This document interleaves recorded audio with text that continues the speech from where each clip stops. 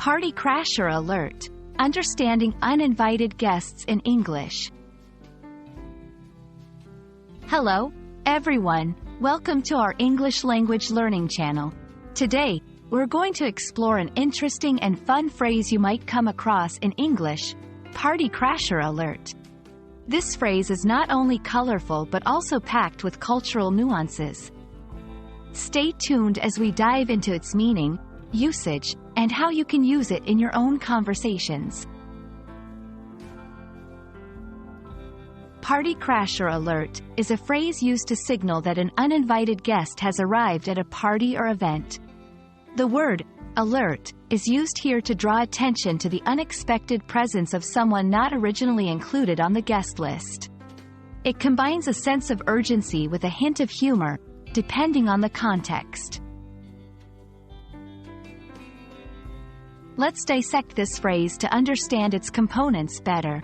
Party crasher. This term refers to someone who attends a party, event, or gathering without an invitation. It's often used in a playful or mildly disapproving way, depending on the situation. Alert, typically used to indicate an urgent notice or warning. In this context, it's employed more lightheartedly to signal the arrival of a party crasher.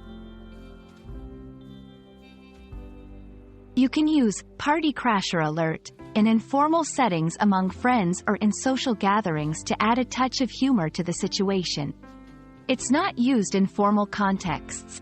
For example, if you're at a party and notice someone who wasn't invited making their way through the door, you might whisper to a friend, "Party Crasher Alert," as a heads up.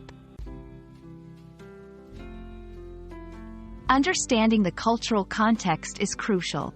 In some cultures, showing up uninvited can be seen as rude, while in others, it's more acceptable or even a sign of friendliness.